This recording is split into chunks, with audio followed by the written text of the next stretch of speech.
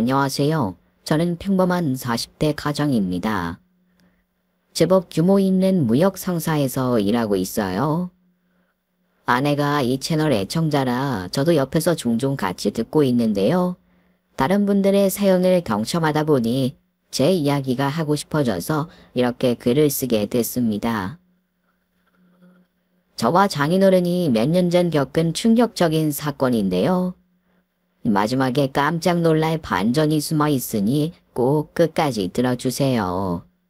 잘 부탁드립니다. 사실 저는 부모 얼굴도 모르는 천의 고아예요.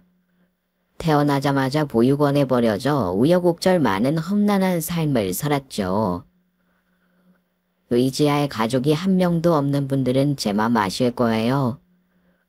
밥을 먹어도 채워지지 않는 심적 허기짐과 고모함을 사는 게 너무 외롭고 고단해서 한때는 극단적인 선택을 고민하기도 했네요.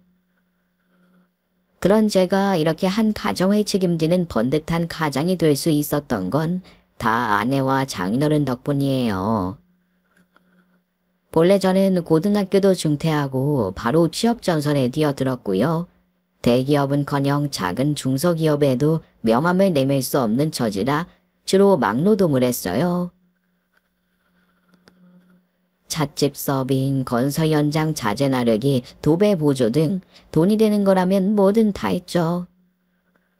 아마 제가 28쯤 됐을 때였을 거예요.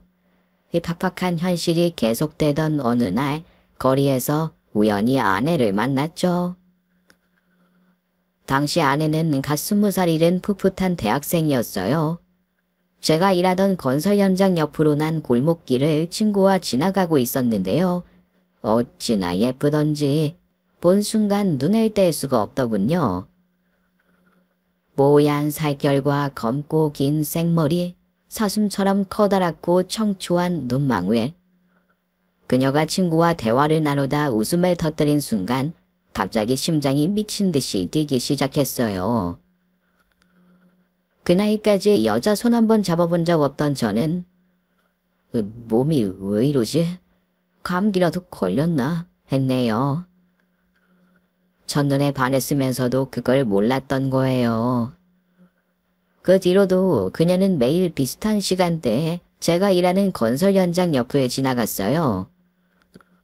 나중에 알고 보니 다니던 학교가 그 근처에 있더군요. 언젠가부터 저는 일을 하다가도 그녀가 올 시간만 되면 담배 한 대 태우고 오겠다는 핑계를 대고 바로 골목길 쪽으로 뛰쳐나갔어요. 그리고 그녀가 언제 지나갈까 주변을 서성거렸죠. 그게 몇 번 반복되고 나니 건설 현장 아저씨들도 제 마음을 눈치챘고요. 곧 국수 먹는 거냐면서 짓궂은 농을 던지기도 하셨네요. 그제야 뒤늦게 저도 그녀한테 반했다는 걸 알게 됐죠. 그렇다고 해서 그녀에게 다가가 말을 건다든가 제 마음을 고백하는 일은 꿈도 꿀 수 없었어요. 그녀는 한눈에 보기에도 사랑받고 곱게 자란 티가 팍팍 났거든요. 저같이 부모 얼굴도 모르는 막노동꾼이 감히 넘볼 수 있는 상대가 아니었죠. 그런데 영화 속 주인공들처럼 그녀와 생각지도 못한 일로 엮이게 됐는데요. 그날도 어김없이 그녀는 홀로 제가 일하는 공사 현장을 지나가고 있었고요. 저는 담배를 피우는 척하면서 그녀를 곁눈질로 훔쳐보고 있었어요. 그런데 갑자기 어디선가 위험해! 하는 고함 소리가 들리는 게 아니겠어요. 소리가 난 쪽을 향해 돌아보니 건물 지붕 위에 있던 쇠파이프를 묶은 끈이 끊어지면서 쇠파이프가 그녀를 향해 떨어지고 있었어요. 앞뒤 가릴 것도 없이 저는 그녀를 향해 뛰어들었고요. 비명을 지르며 바닥으로 쓰러진 그녀의 위로 제 몸을 덮었습니다. 이었고 퍽 하는 타격음과 함께 어깨와 등 부위에서 끔찍한 통증이 느껴졌어요. 맞아요. 제가 그녀 대신 쇠파이프를 맞은 거예요. 놀란 현장 아저씨들이 황급히 제게 달려왔어요. 그녀도 혼비백산에선 어찌할 줄 몰라 하며 저를 바라보더군요. 저기 괜찮아요? 많이 다친 거예요? 그녀가 저를 향해 떨리는 목소리로 물었어요. 너무 아픈데 바보같이 그 와중에도 가까이서 보니까 더 예쁘네. 따위의 생각만 들더군요. 그리고 그대로 까무룩 의식을 잃었던 것 같아요. 다시 눈을 떴을 땐 병원이었어요. 제 옆에는 늘 먼 발치에서 바라만 보던 그녀가 앉아 있었죠. 제가 일어난 걸 보자마자 그녀가 달려가 간호사를 불러왔어요. 간호사가 진통제를 넣어주면서 제 상태에 대해 설명해 줬는데요. 어깨뼈에 금이 갔지만 다행히 생명엔 지장이 없다고 하더군요. 간호사가 가고 나자 그녀가 제게 꾸벅 고개를 숙였어요. 정말 뭐라고 감사의 말씀을 드려야 할지. 덕분에 살았어요. 정말 감사합니다. 아니에요. 저희 현장에서 발생한 사고로 다치실 뻔했잖아요. 당연한 일을 한 것뿐입니다. 그렇다고 그렇게 몸을 날리기 쉽지 않죠. 정말 너무 대단하세요. 거듭 괜찮다고 했지만 그녀는 병원비를 본인이 다 지불한 건 물론이고요. 제가 태어날 때까지 매일매일 병문안에 와줬어요. 그 시간 동안 그녀와 저는 이런저런 대화를 많이 나누게 됐고요. 서로를 알게 되면서 점점 더 가까워졌죠. 그녀는 알면 알수록 매력이 넘치는 사람이었어요. 결국 태어나는 날 저는 넘칠 만큼 커져버린 제 감정을 주체하지 못하고 그녀에게 용기를 내 고백했습니다. 대짜 맞을 거에 각오하고 한 고백이었는데요. 웬걸 그녀는 수줍은 표정으로 고개를 끄덕이더군요. 제가 자기를 구해준 바로 그 순간 첫눈에 반했다고 하대요. 그렇게 운명처럼 연인이 된 저희는 2년이라는 시간 동안 열렬하게 사귀었고요. 결국 결혼까지 결심하게 됐어요. 처음 그녀의 집에 인사드리러 간 날 얼마나 떨렸는지 몰라요.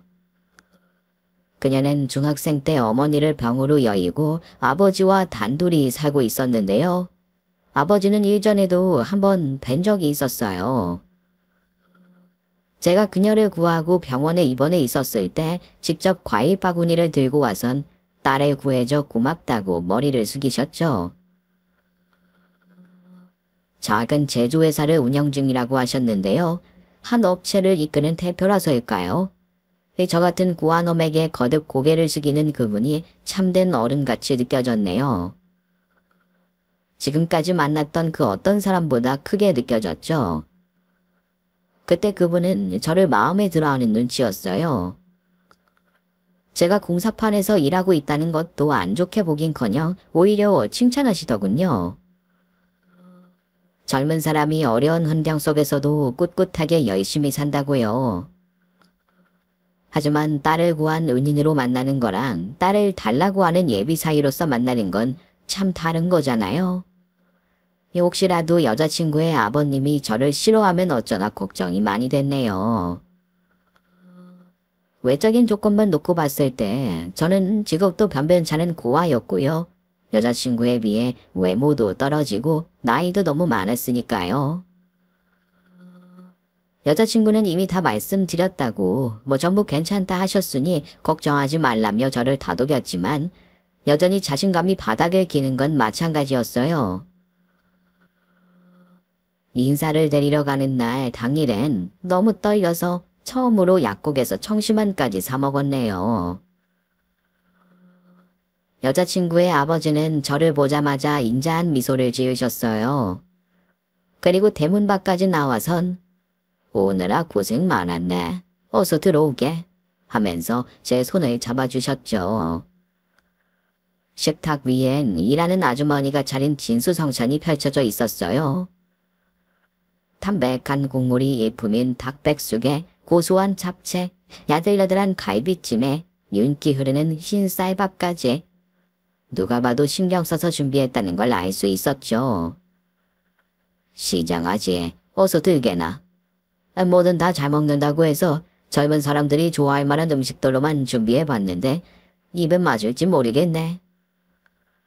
아이고, 제가 뭐라고 이렇게까지 준비를. 잘 먹겠습니다, 아버님. 음식은 하나같이 다 맛있었어요. 하지만 너무 긴장돼서 입으로 들어가는지 코로 들어가는지도 모르겠더군요. 그런 제 마음을 눈치챈 걸까요? 아버님이 계속해서 말도 걸어주고 가벼운 농담도 하면서 제 긴장을 풀어주려고 노력하시더군요. 나중엔 저도 좀 더 편한 마음으로 아버님과 대화를 나눌 수 있었네요. 그리고 마침내 차를 마실 무렵 용기를 내서 여자친구 아버님을 향해 입을 열었어요. 아버님, 제가 승희에 비해서 많이 부족한 놈인 거 알고 있습니다. 무엇보다 부모 얼굴도 모르는 고아라는 게 제일 권리시겠죠. 하지만 제가 부모의 사랑을 받지 못했기 때문에, 가족이 없었기 때문에 그만큼 더 제 아내와 자식들에게 잘할 수 있습니다. 저는 절대로 저희 부모 같은 사람은 되지 않을 거예요. 꼭 승리를 행복하게 해줄 겁니다. 그러니 부디 저를 한 번만 믿어주시면 안 될까요? 여자친구 아버님은 한동안 말이 없었어요. 그 침묵에 숨이 막혀 침만 꼴딱꼴딱 삼키고 있는데 갑자기 아버님이 입을 여시더군요. 이 사실 부끄러운 얘기지만 자네가 우리 순이를 구한 생명의 은인이 아니었다면 이 결혼을 반대했을지도 모르겠네. 승희가 처음 자네랑 사귀게 됐다는 걸 알았을 때만 해도 당장 헤어져야고 화를 내기도 했으니까. 아빠. 아버님의 솔직한 얘기에 여자친구가 난색을 표했어요. 하지만 저는 그런 여자친구를 만류하면서 계속해서 아버님의 말씀에 경청했죠. 어쨌든 딸을 구한 생명의 은인이니까 대놓고 뭐라고 하진 못하겠고 사귀다 언젠간 헤어지겠지 하는 심정으로 지켜만 봤어. 근데 웬걸 헤어지긴커녕 몇 년간 다툼 한 번 없이 잘 사귀더군. 근데 그러면서 승희의 얼굴에서 어두운 그림자가 점점 사라지지 뭔가. 사람들 앞에선 늘 밝은 척해도 지 엄마 죽고 나선 왠지 모르게 우울해 보이던 녀석인데 자네 얘기만 나오면 어찌나 행복해하던지. 보고 있으면 나까지 절로 행복해졌지. 자네는 이미 내 딸을 행복하게 해줬네. 앞으로도 이렇게만 해주게. 그 말씀은 저희 결혼을 허락한다는 말씀이십니까? 그래. 뭐 결혼이야 어차피 당사자들끼리 알아서 하는 건데 내가 뭐라고 반대를 하고 말고 하겠나. 생각지도 못한 흔쾌한 허락에 오한이 벙벙해졌어요. 그런 저를 보던 장인어른이 갑자기 다가와 제 손을 잡더군요. 부모의 사랑을 한 번도 받지 못했다고 했지. 아까 자네가 그 말을 하는데 너무 마음이 아프더구만. 자네만 괜찮다면 이제 내가 자네 아버지가 되어주고 싶어. 그러니까 날 너무 어려워하지 말고 앞으로 잘 지내보자고. 응? 여자친구 아버님의 얘기를 듣는데 부끄럽게도 눈물이 났어요. 저도 모르게 붉어진 눈시울에 황급히 고개를 숙이자 옆에 있던 여자친구가 까르르 웃으면서 짓궂게 놀리더군요. 장인어른도 사람 좋은 얼굴로 허허 웃으시고 말이죠. 가슴이 여자친구와 연애를 할 때와는 다른 느낌으로 벅차올랐어요. 이제야 진정으로 기대고 의지할 수 있는 가족이 생긴 기분이라고 해야 할까요? 그로부터 1년 뒤 저는 여자친구와 식을 올리고 정식으로 부부 사이가 됐어요. 장인어른은 불편할 테니 따로 신혼집을 구해주겠다고 하셨지만 아내도 저도 결사 반대했죠. 장인어른을 모시고 함께 살고 싶었거든요. 딸인 아내야 당연한 일이었고요. 저도 그쯤엔 장인어른을 이미 제 친아버지처럼 여기고 있었거든요. 장인어른은 처음 인사드렸을 때 당신이 하신 말씀을 지키셨어요. 저를 사위가 아닌 진짜 아들처럼 대해주셨죠. 먹는 것, 입는 것, 무엇 하나 부족한 거 없이 챙겨주셨고요. 하고 있던 공사 현장 일도 그만두게 하셨어요. 자네 직업을 존중하지 않은 건 아니지만 이 몸쓰는 일은 오래 하기 힘들어. 자네만 괜찮다면 검정고시를 봐서 일반 회사로 취업을 준비해보는 게 어떻겠나. 아니면 내 밑에서 일을 배워도 좋고. 장인어른 회사에서 같이 일하자는 건 아무래도 너무 부담스럽더라고요. 괜히 회사를 노리는 것처럼 오해를 살까봐 두렵기도 했고요. 하지만 그렇다고 검정고시를 봐서 다른 회사로 들어가자니 자신이 없었어요. 제가 공부를 손에 넣은 지 너무 오래돼서요. 잘할 수 있을까요? 의지만 있다면야 당연히 할 수 있지. 전에 공부하고 취업 준비하는 동안 생활비는 걱정 말게. 내가 다 보태줄 테니까. 아니요, 그럴 순 없죠. 제가 따로 아르바이트라도 해서 돈 벌게요. 승리도 사실은 남편이 제가 책임져야 맞는 거잖아요. 아예 그런 게 어딨어. 부모가 아직 일할 능력이 충분하면 자식놈들은 더 기대고 어리광부려도 돼. 아님 내가 못 믿었나?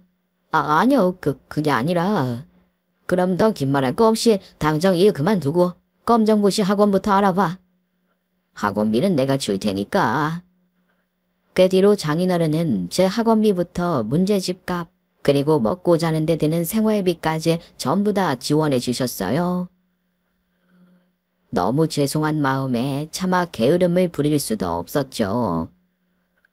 그래서 한눈 팔지 않고 열심히 공부했고요. 검정고시에 붙자마자 바로 취직 자리부터 알아봤네요. 공부하면서 무역 쪽으로 관심이 생겨 규모 있는 상사 위주로 이력서를 넣었는데요. 운 좋게도 한 곳에 최종 합격하게 되면서 어엿한 샐러리맨이 됐습니다. 아내는 물론 장인어른도 참 기뻐하셨어요. 따로 케이크를 사서 축하 파티도 했는데요. 전부 다 장인어른 덕분이라고 하니 자기가 뭘 한 게 있냐면서 무뚝뚝하게 대꾸하시더군요. 하지만 나중에 아내에게 들어보니 그날 혼자 우셨다고 하대요. 뭐? 장인어른이 울었다고? 우리 아빠 원래 좋은 일 있으면 자주 울고 그래. 나 대학 합격했을 때도 울었는걸? 당신이 상사 붙은 게 기뻤나 봐. 그러자 갑자기 저도 코끝이 찡해지면서 눈물이 차올랐어요. 아내는 놀란 것도 잠시 이내 웃으면서 놀리기 바쁘더군요. 사위랑 장인 둘이 아주 사이가 절절하네. 내가 질투날 정도야. 놀리지 마. 좋으니까 그렇지. 나중에 첫 월급 나오면 우리 아빠 내복이라도 한 벌 사줘. 알았지? 당연하지. 제일 좋은 걸로 사드릴 거야. 그뿐이야?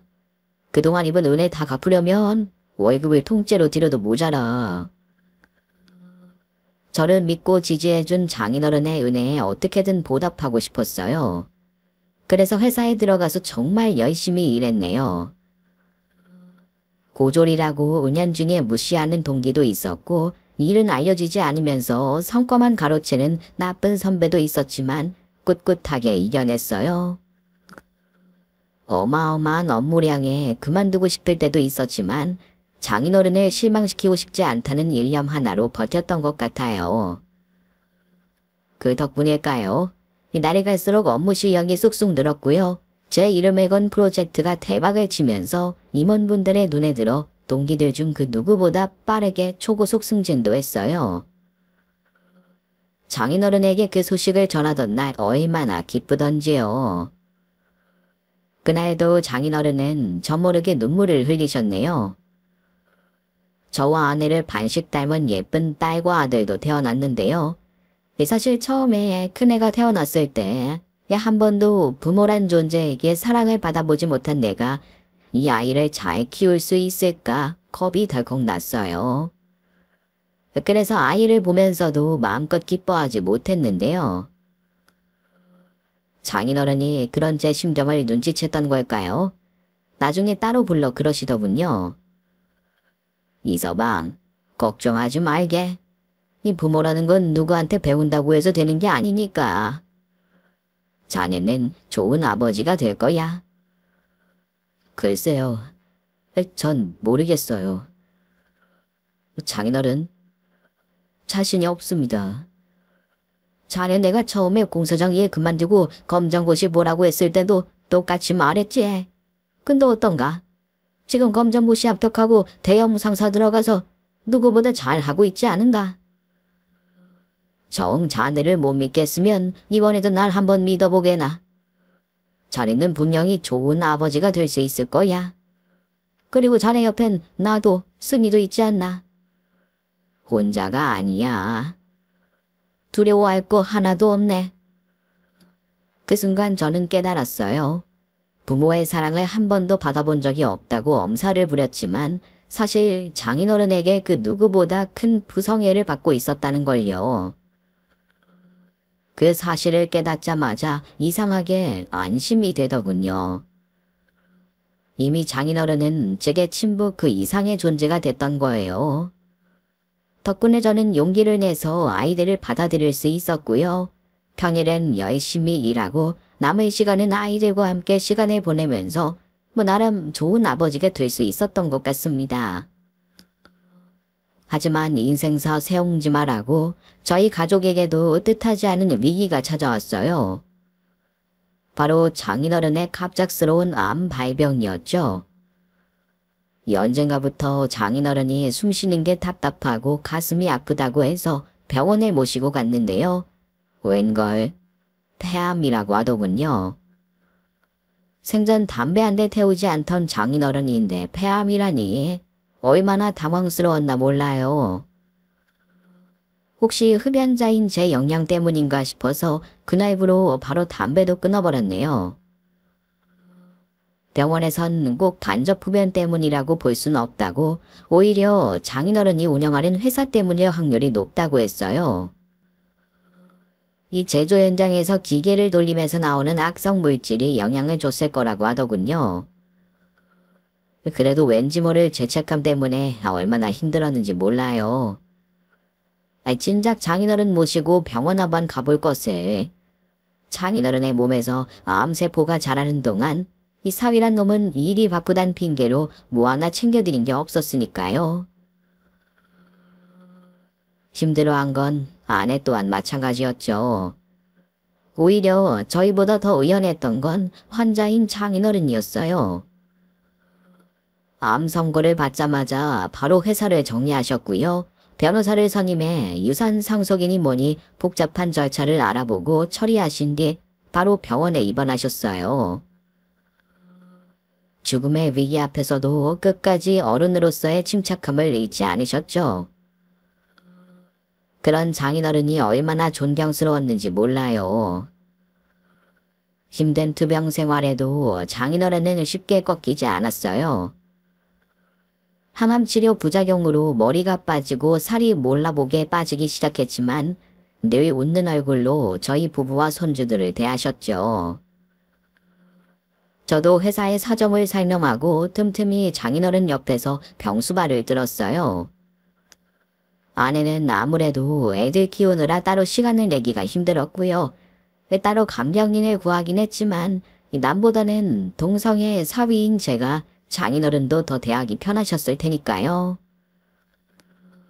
장인어른은 제 옆에서 병수발을 들 때마다 참 미안해 하셨네요.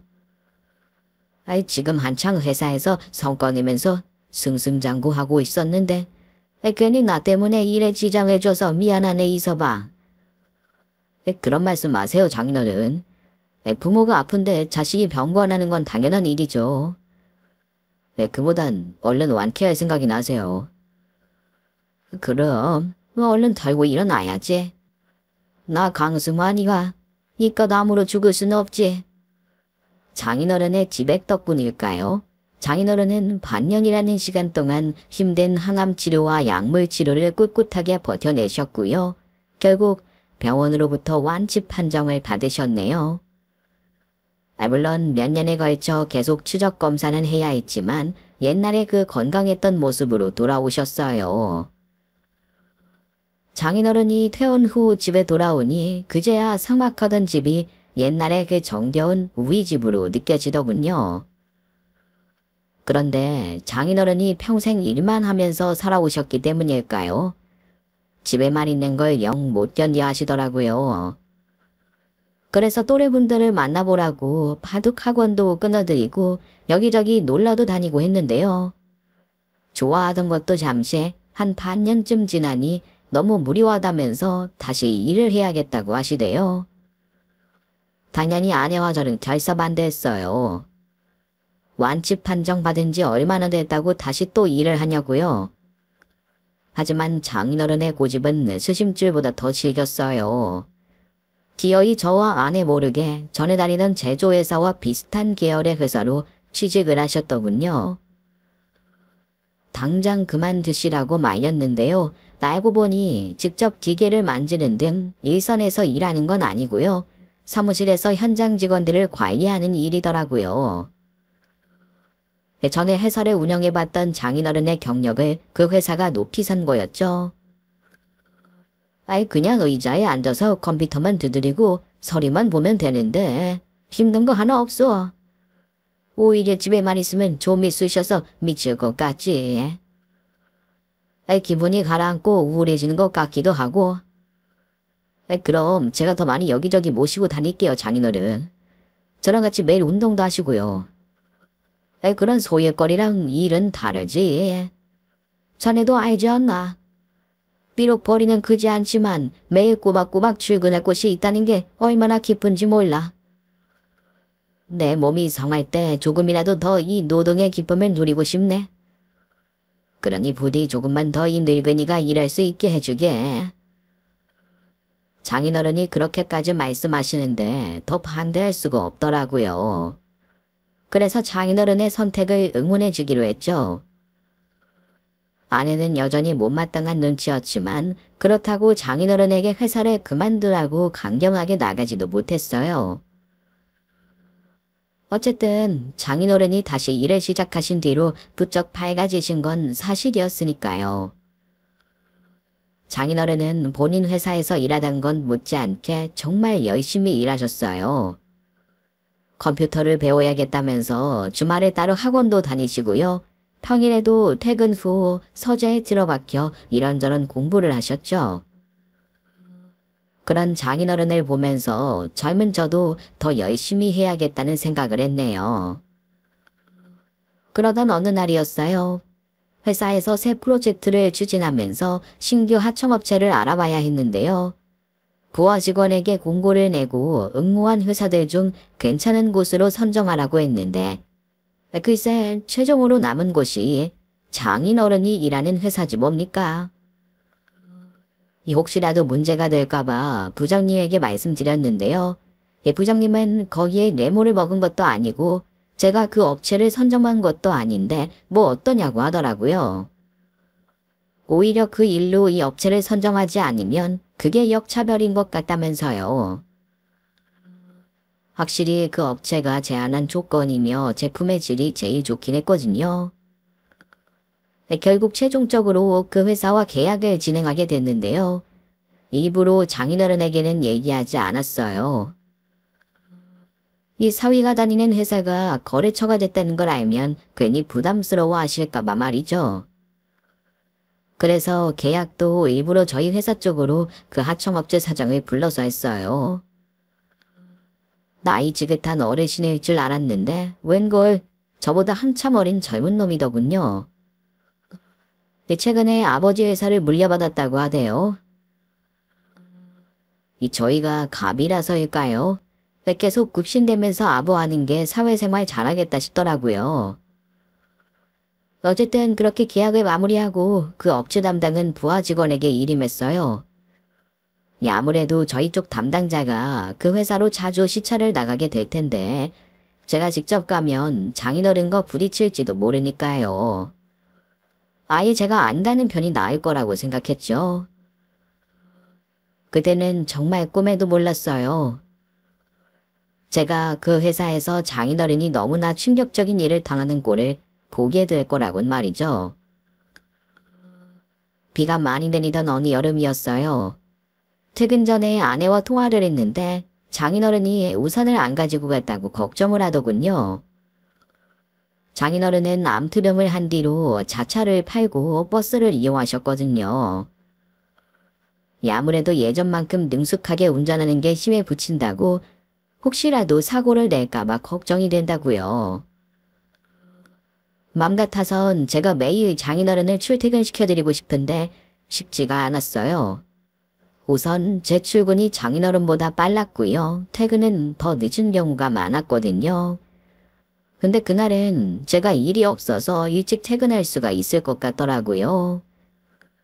이 서두르기만 하면 장인어른 퇴근 시간에 맞춰서 그 회사 앞으로 갈 수 있을 것 같았죠. 그래서 장인어른에게 전화해 제가 모시러 가겠다고 했어요.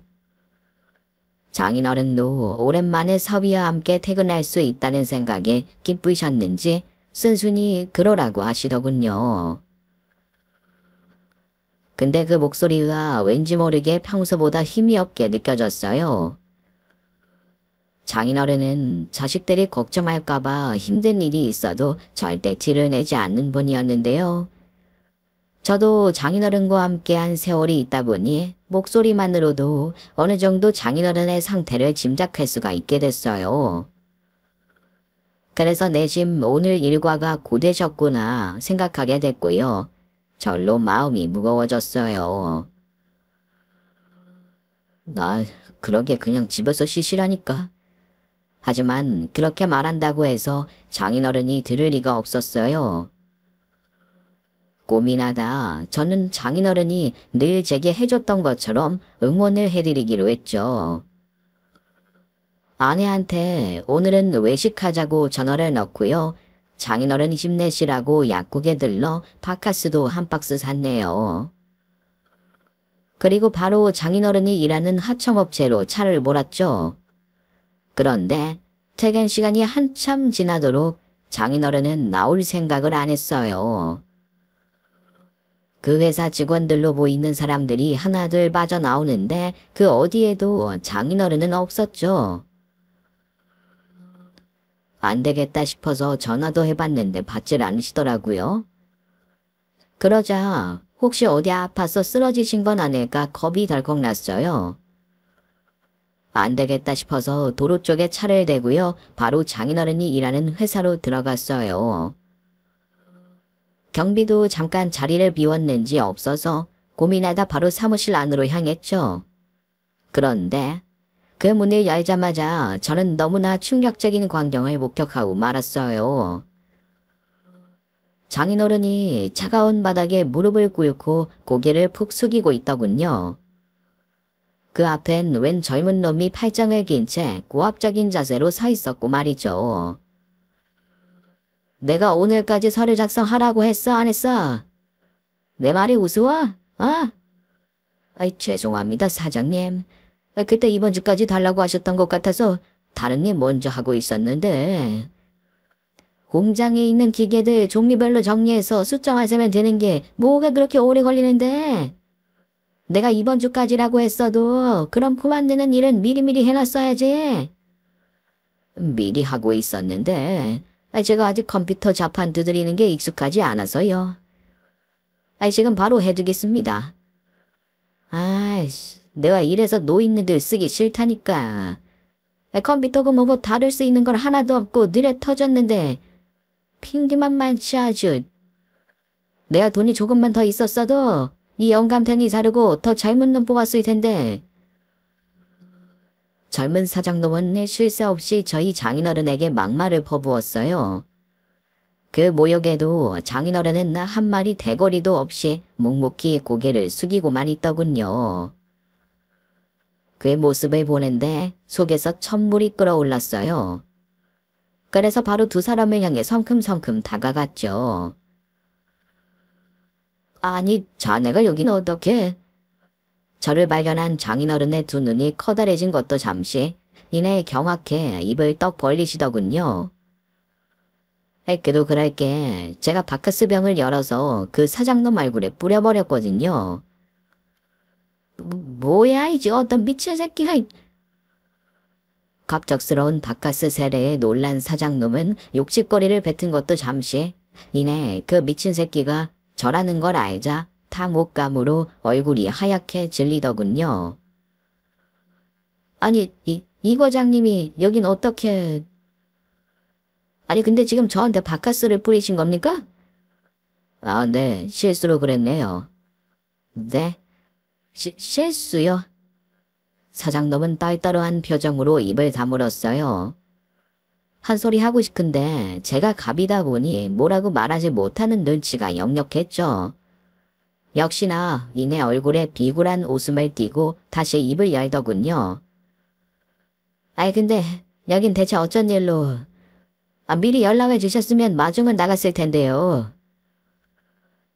제품 미팅은 다음 주로 알고 있었는데 제가 잘못 알았나 보네요.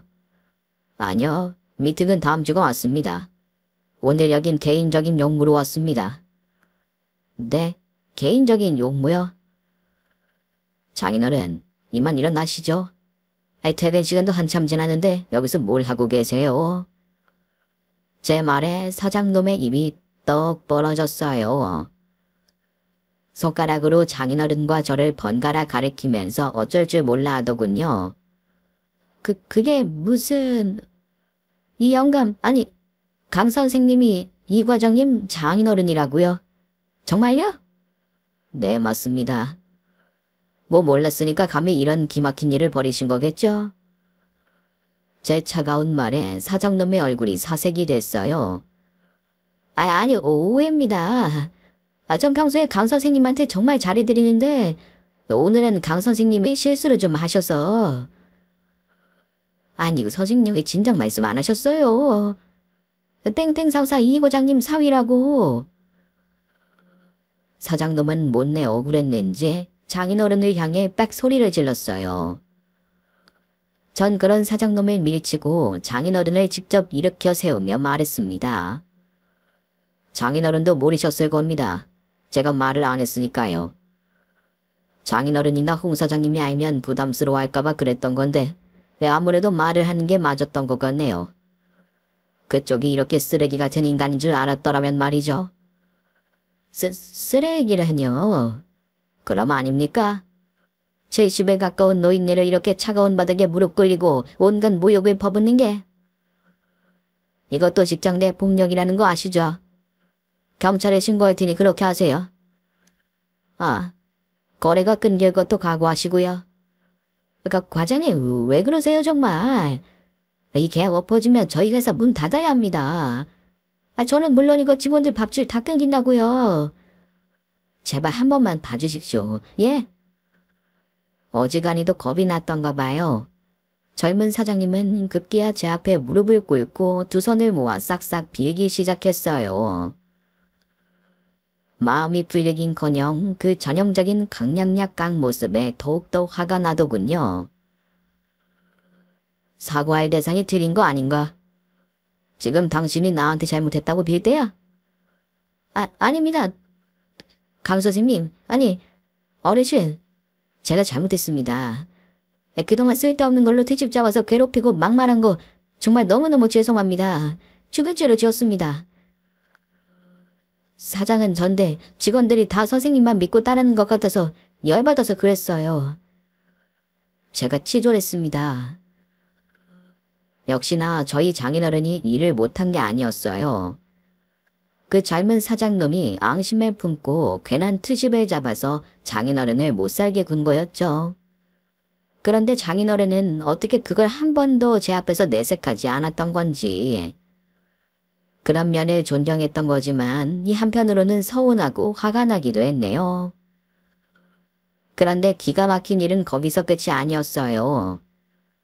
글쎄 장인어른이 뭐라고 더 퍼부으려는 저를 말리고 그 사장을 일으켜 세우지 않겠어요.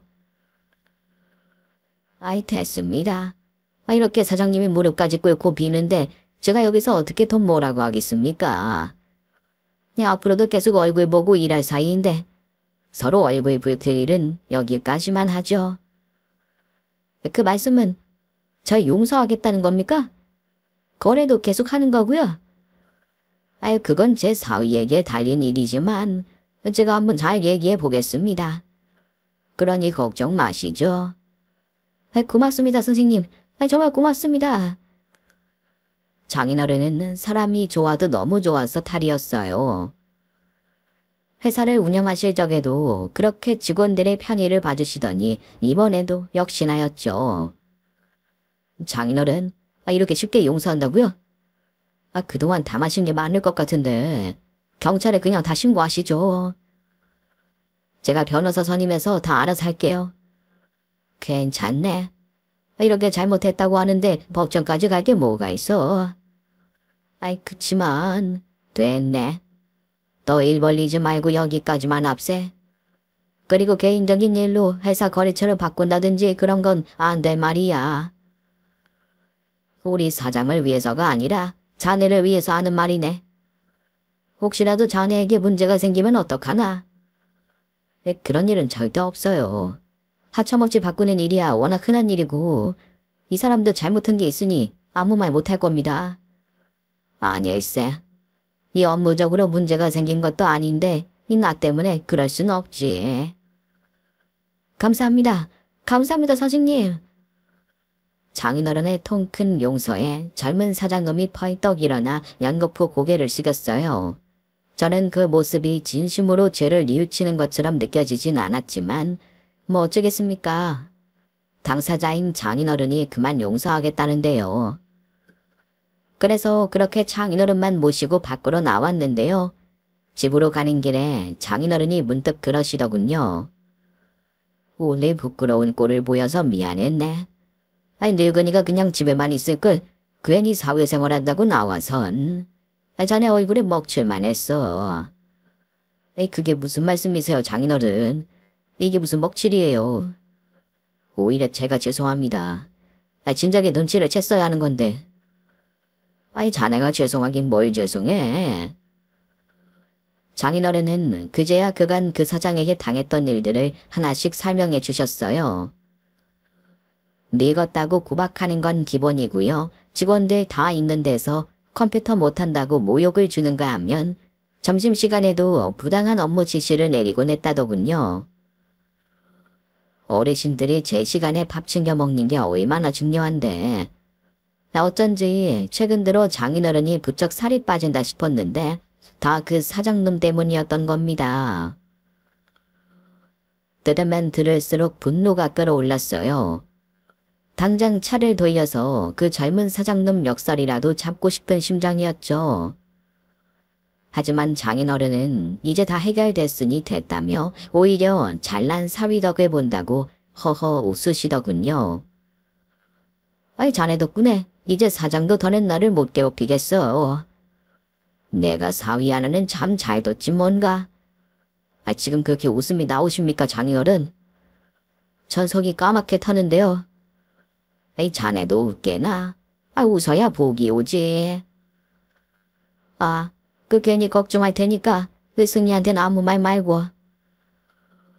결국 저는 그 누구에게도 그날 있었던 일을 털어놓지 못했어요. 회사에 얘기하고 싶은 마음이 굴뚝 같았지만 장인어른과 약속한 게 있다 보니 차마 실행이 옮기지 못했죠. 대신 저는 수시로 장인어른에게 연락해 혹시 회사에서 그 사장놈이 다시 괴롭히진 않는지 확인했는데요. 그때만 해도 까맣게 몰랐네요. 그 사장놈이 제 발로 다시 파멸의 구렁텅이로 걸어 들어올 줄은 말이죠. 평소처럼 퇴근 후 집에 돌아왔는데요. 먼저 퇴근해 서재에 계시던 장인어른이 저를 불렀어요. 표정이 심상치 않아 보여 얼른 따라 들어갔죠. 장인어른 무슨 일 있으세요? 그 사장놈이 또 장인어른한테 뭔가 한 겁니까? 나한텐 아니지만 뭔가를 한 것 같긴 한데. 자네 이 서류 좀 보게나. 우리가 최근에 신규업체하고 또 똑같은 물건으로 계약을 맺었는데 이게 자네 회사하고 무이교 계약한 서류고 이건 다른 회사하고 계약한 서류인데 뭔가 좀 이상하지 않나? 저는 장인어른이 내민 서류를 살펴봤어요. 확실히 단가며 물량이며 이상하더군요. 최근에 물량이 부족하다면서 납품 날짜를 미루자고 하더니만 서류만 놓고 보면 그 업체는 저희 업체보다 후발 업체이면서도 더 좋은 물건들을 더 좋은 가격으로 선점하고 있더군요. 일반인이라면 못 알아챘을 텐데 장인어른도 회사를 오래 운영한 경력이 있다 보니 바로 알아보신 거예요. 맞네요 장인어른. 저희한테 납품 날짜를 미뤄달라고 사정하더니만 뒤에서 다른 업체랑 또 이중으로 계약을 맺은 거였네요. 이건 엄연한 계약 위반입니다. 회사에 알려야 할 것 같은데 괜찮으시겠어요? 아이 당연하지. 다른 것도 아니고 이중계약인데. 얘 사장이 도모하는 걸 들었는데 얘 아무래도 그 업체 쪽에 뒷돈을 받은 모양이야. 거기 자네 경쟁업체 아닌가? 맞지? 맞아요. 이 사장놈 멍청한 건지 간이 큰 건지. 그 건물엔 저희 자체 기술도 들어가 있어서 독점으로 계약을 맺은 건데 그걸 경쟁업체에도 팔려고 들다니 제대로 미쳤네요. 저희 장인어른에게 막대먹게 군 것도 모자라서 비리까지 저지르다니 더는 그냥 두고 보기가 힘들었어요. 전자야 피해자인 장인어른이 용서하겠다 했으니 제가 더 뭐라고 할 수 없는 일이지만 후자는 명백한 회사 간의 문제였으니까요. 다음날 저는 장인어른이 준 자료를 들고 가 바로 회사에 알렸어요. 당연히 회사는 난리가 났고요. 담당 부하 직원 그리고 회사 법무팀과 함께 하청업체로 쳐들어갔죠. 아니 박 대리님, 그리고 이 과장님까지 여긴 어쩐 일이십니까? 연락도 없이? 뒤에 다른 직원분들도 같이 오셨네요. 법무팀 직원들입니다. 네? 법무팀이 왜 저희 회사까지... 모르는 척 마시죠. 우리한테 납품하기로 한 물건 땡땡 상사한테 웃돈 받고 팔아넘기려고 한 거 모를 줄 압니까? 제 고함에 젊은 사장놈은 당황한 것도 잠시 이내 시치미를 뚝댔어요. 그게 무슨 말씀이십니까? 전 그런 적 없는데. 혹시 전에 그 일로 악감정을 품고 저를 모함하시는 거라면 저도 가만히 있지 않겠습니다. 뭐?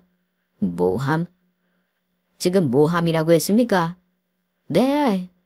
증거도 없이 갑자기 사람들 우르르 데리고 와서 이러시는 게 모함이 아니면 뭡니까? 왜 협박? 그 뻔뻔함에 정말 치가 떨리더군요. 전 당당하게 대거리하는 그 사장놈에게 장인어른이 준 서류를 내밀었어요. 자, 여기 있습니다. 당신이 그토록 찾던 바로 그 증거. 그래도 못 따라 나서겠다면 경찰부터 부르죠 뭐. 제가 내민 서류를 확인한 사장놈의 얼굴이 하얗게 질렸어요. 그리고는 저만치에 서 있던 장인어른을 무시무시한 표정으로 노려보더군요. 이 영감탱이가 감히 회사 기밀문서를 빼들야. 당신 내가 가만둘 줄 알아? 고소할 거야. 고소할 거라고. 해보시죠. 대의를 위한 내부 고발은 죄가 되지 않는다는 것도 모릅니까? 어쨌든 일단 저희 법무팀하고 차분하게 얘기 좀 해보시죠. 계약 조항 기억 다 하시죠. 어게씨 그 위약금도 물론 다 기억하실 테고요. 위약금만 거의 20억에 달했어요. 이제 막 도약하기 시작한 이런 하청업체는 바로 파산이었죠. 그제야 사태의 심각성을 느낀 건지 사장놈이 탈성 무릎을 꿇었어요. 그리고는 손이 발이 되도록 빌더군요. 이 사내 자식이 무릎이며 손이며 얼마나 값이 싼지. 이젠 그 모습에 동정심마저 들더라고요. 제가 잘못했습니다, 과장님. 제가 그러려고 그런 게 아닙니다. 그쪽 업체에서 먼저 제안한 거예요. 처음에 거절하려고 했습니다. 근데 요즘 회사 운영하는 것도 벅차고 아버지도 아프시고요. 여자친구도 자꾸만 언제 결혼할 거냐고 보채고 그래서 그만. 제가 순간적으로 돈에 눈이 멀었습니다. 제발 한 번만 용서해 주십시오. 네? 글쎄요. 저희 회사는 저희 장인어른처럼 그렇게 마음이 넓지가 못해서요. 철저하게 계약서에 적힌 대로 법대로만 할 예정입니다. 애도 아니고 다 아시잖아요. 사회라는 게 이런 곳이라는 거. 왜 그러십니까 정말. 제발 한 번만 용서를 해주십시오. 그 한 번의 용서는 이미 지난번에 해드렸습니다. 저 같았으면 그 한 번의 기회도 없었을 테지만 마음 넓은 저희 장인어른을 만나 운 좋게 용서받으시지 않았습니까? 그거에 평생 감사하면서 착하게 살진 못할 망정 이런 더러운 비리를 저지르다니. 역시 인간은 고쳐 쓰는 게 아닌가 봅니다. 제 날카로운 말에 지레 찔린 걸까요? 이 사장놈의 얼굴이 새빨갛게 달아오르더니 갑자기 고함을 지르면서 제게 달려들었어요. 너 이 새끼 네가 그렇게 잘났어? 나랑 별로 나이 차이도 안 나 보이는데 건방지게 사사건건 내 앞길을 막아. 젊은 사장놈이 휘두르는 주먹은 제법 위협적이었어요. 하지만 건강을 위해서 꾸준히 운동을 해오던 저는 재빠르게 피했고요. 사장놈이 당황해 저를 돌아보는 순간 바로 그 얼굴에 주먹을 날렸네요. 이건 정당방위입니다. 아시죠? 너 이 개자식. 우리 회사 망하면 두고 봐. 내가 너 용서할 줄 알아? 지옥 끝까지 쫓아가서 죽여버릴 거야. 죽여버릴 거라고. 힘으로도 안 되는 걸 깨달았는지 그 사장은 악에 받쳐 마구 욕짓거리를 내뱉었어요. 하지만 그 모습에 겁이 나긴커녕 비웃음만 절로 나오더군요. 궁지에 몰린 쥐가 발악하는 것 같아서 말이죠. 저는 뒤에 서 있던 법무팀 직원들에게 눈짓했고요. 곧 그 직원들이 사장놈을 데리고 사라졌네요. 사무실에 앉혀놓고 계약서 조항을 하나하나 살펴보면서 위반 사항에 대한 잘잘못을 꼼꼼하게 따질 예정이겠죠. 그 사장놈의 비리를 처리하는 데만 거진 3개월이 걸렸어요. 증거는 명확했지만 원래 회사 일이라는 게 이런저런 절차가 많기도 하고요. 또 경쟁업체 문제까지 걸려 있어서 좀 더 시간이 걸렸네요. 예상했던 대로 그 사장놈에겐 수십억의 위약금이 징수됐고요. 따로 민사와 형사까지 걸 수 있는 건 죄다 걸어서 탈탈탈 털어졌네요. 나중엔 그 사장놈 부모라는 인간들까지 저희 회사로 찾아와서 무릎을 꿇었지 뭡니까? 그 모습에 안타깝기도 했지만 뭐 자식 잘못 키운 죗값을 치른 거죠. 어쨌든 그 사장놈이 운영하던 회사는 결국 폐업 신고를 했고요. 장인어른도 그 회사 직원들도 순식간에 실직자가 되고 말았습니다. 장인어른은 정의구현을 하긴 했지만 다른 죄 없는 직원들까지 피해를 보게 한 게 아무래도 미안했던가 봐요. 결국 특단의 조치를 취하셨는데요. 그게 뭐냐고요? 바로 본인이 새 회사를 차려서 그 회사 직원들을 다 데려온 거였어요. 정말 이 장인어른의 경력과 재력이 없다면 불가능한 일 아닌가요? 애초에 그 회사 직원들도 젊은 사장놈보다 장인어른을 더 잘 따랐기에 다들 순순히 이직했고요. 지금도 장인어른의 밑에서 으쌰으쌰하면서 열심히 일하고 있습니다. 반면 그 사장놈은 아직도 재기하지 못하고 밑바닥 인생을 살고 있는데요. 우연히 겹지인을 통해 최근 소식을 전해 들었는데 결혼을 약속했던 여자친구에게도 버림받고요. 알코올 중독자가 돼서 방에만 틀어박혀 있다고 하더군요. 그 부모도 뒤치다꺼리하는 것에 질려서 도망가 버리고 혼자 살고 있다고 해요. 그나마 친동생이 유일하게 계속 뒤를 봐주고 있던 모양인데요. 최근에 술 때문에 간경화가 와서 동생이 간 이식까지 해준 모양이에요. 근데 이놈은 또 정신을 못 차리고 술을 퍼먹어서 간을 망가뜨리는 중이라 이 조만간에 그 동생에게 마저 버림받지 않을까 싶습니다. 아무리 가족이라고 해도 돌아오지 않는 일방적인 희생은 지치는 법이니까요. 처음 이 소식을 알게 됐을 땐 젊은 놈이 괜히 저 때문에 그런 꼴이 된 것 같아서 죄책감이 들기도 했는데요. 뭐 다 자업자득이라고 생각하고 더는 신경 쓰지 않으려고 합니다. 애초에 장인어른이 넓은 아량으로 한번 용서해 줬을 때 정신을 차렸더라면 이런 일도 없었을 테니까요. 현재 저는 아내와 아이들 그리고 장인어른을 모시고 잘 살고 있습니다. 장인어른은 여전히 저보다 더 활발하게 열심히 일하고 계세요. 글쎄 일이 한창 몰릴 땐 저보다 더 일찍 출근해서 저보다 더 늦게 퇴근하신다니까요. 건강이 염려돼 이제 그만 은퇴하라고 몇 번을 권해봐도 당신 두 다리가 멀쩡히 움직일 때까진 계속 일하고 싶다고 하시네요. 그런 장인어른의 뜻을 존중해서 더는 말리지 않고요. 대신 매년 건강검진 꼬박꼬박 해드리고 있습니다. 다행히 암은 재발할 기미가 보이지 않고요. 다른 곳도 어디 한 군데 크게 아픈 곳 없이 정정하세요. 우리 장인어른이 오래오래 사셔서 저희 아이들이 시집장가 가서 손주 낳는 것까지 보셨으면 하는 마음입니다. 긴 얘기 들어주셔서 고맙습니다. 모두 건강하세요.